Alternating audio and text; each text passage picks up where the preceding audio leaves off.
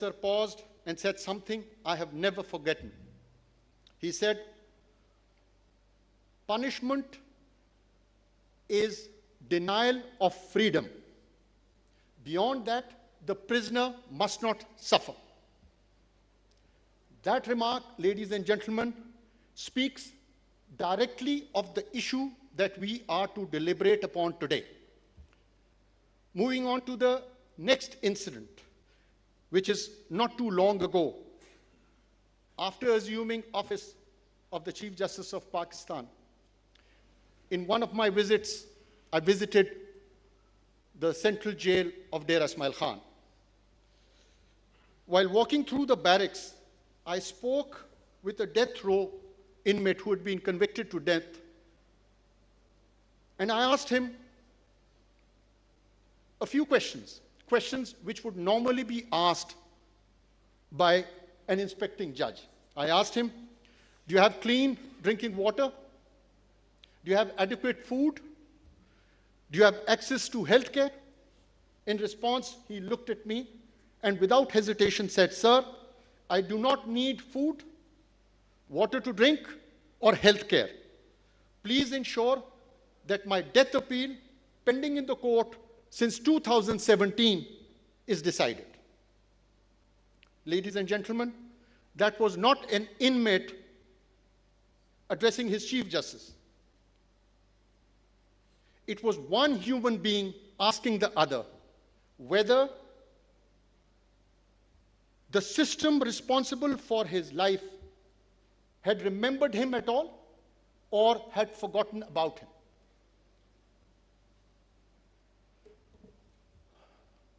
You can imagine the impact it had on me. You'll be pleased to know, I will give you some positive information also, that when we embarked on this journey to address death appeals, we had cases pending of death appeals filed in 2015. And by the grace of God, we've been able to decide 606 cases, death appeals, till 30th of June 2026. Wait.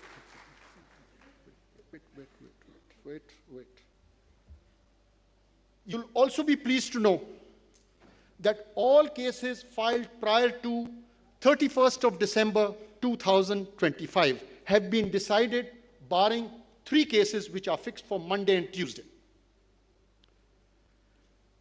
70 cases were filed after 1st of January 2026 till 30th, out of which 52 cases have been decided. We are left with 19. Very encouraging, but not enough. We have a long journey to go, but there is positive response coming from the courts. Now to why we are all together. Prisons, as we know, are constitutionally a provincial subject. The responsibility for prison administration rests with the provincial governments. The Constitution mandates that. This conference, therefore, is not for the judiciary setting goals or extending or redefining the limits of prison facilities. What this gathering truly represents is an opportunity for the provincial governments to come together under one roof, by choice and by shared responsibility, to address the challenge that affects not only the prison administration, no, but the functioning and credibility of the criminal justice system as a whole. This effort, which transcends beyond political divide, deserves earnest commendation. I sincerely thank each one of you. There's no is functioning effectively required. One must look beyond statistics and just visit a prison. Prisons are the end point of the criminal justice process.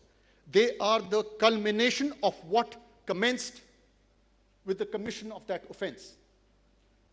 How did the investigation proceed with the investigation? How did the prosecutors prosecute? How did the judiciary administer justice in coming to the conclusion? They expose the system's broader philosophies, its shortcomings, its abilities or inabilities to balance justice, public safety, and human dignity. As for judicial accountability is concerned, I do not stand here claiming that the criminal justice system is delivering perfectly. I'm not doing that. I'm very clear in that. We have judges duly conducting jail inspections, Criminal Justice Coordination Committee meeting regularly. But yet these mechanisms have not produced the outcome aligning with the urgency of the problem. We must acknowledge this plainly, because reform begins with honesty. But accountability does not rest on one institution alone. Criminal justice system functions in a chain. If one link is missing, the burden shifts to the other, and ultimately it leaves lasting scars on the prison. As institution in charge of the administration of criminal justice, we must all recognize that we are responsible for human lives, lives that matter, and lives that we are answerable for. As Chief Justice of Pakistan, who chairs the Apex Judicial Policy Making Committee, the NJPMC. Ladies and gentlemen, NJPMC is a policy-making body which has all the Chief Justices of Pakistan, of the High Courts, as members, and the chairman is the Chief Justice of Pakistan. That's where we sit down and we contemplate and decide and determine and recommend. It is a recommendatory body where we recommend what policy is to be adopted. Now, when I became the chairman of this committee, two fundamental issues had to be addressed. First, why, despite regular judicial inspections and statutory reporting system which were in place, cases continue to remain pending beyond reasonable period? Why? One. Two, why statutory grievance redressal mechanism within prisons are not functioning effectively, forcing inmates to seek relief from courts? The systems are there. Everything is in place. There was a disconnect. What is that disconnect? Now, it was in this context that we decided that we should have a 3-member committee for each province.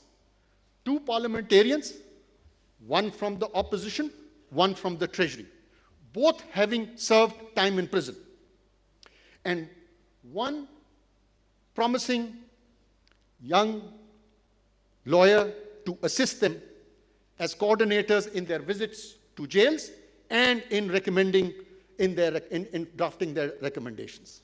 Well, visits were done, recommendations were filed, they reached the NJPMC. We passed them on to the provincial governments.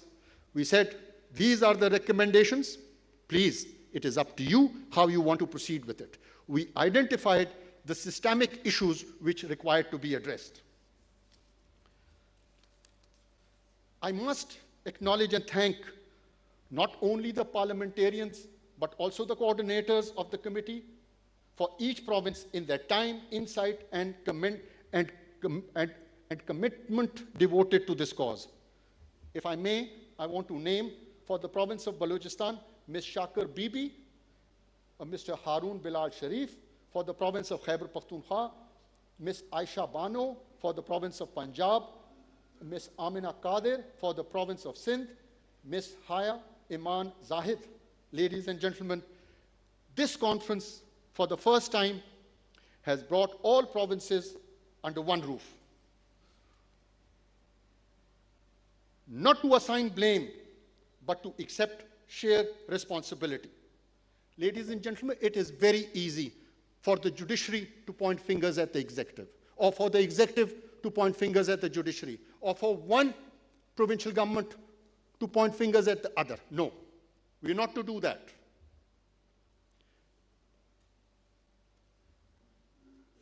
The National Prison Reform Action Plan represents a collective recognition that piecemeal efforts are not enough. What is required is concerted coordination and cohesive commitment.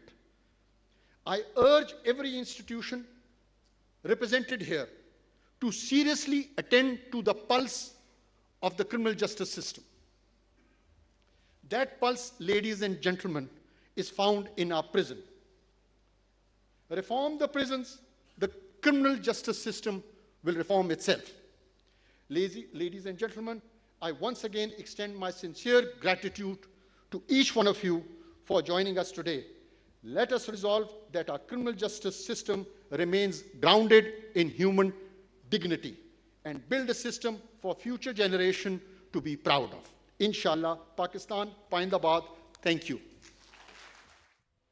Jail इस्लाहात पर कौमी conference chief justice of Pakistan justice Yahya Afridi खिताब कर रहे थे। उन्होंने कहा कि निज़ाम इंसाफ में कैदियों के हुकूक के तहफ़्फ़ुज़ को कलीदी हैसियत हासिल है। निज़ाम इंसाफ में बेहतरी महज फैसलों से नहीं बल्कि मौसर अमल दरामद से ही मुमकिन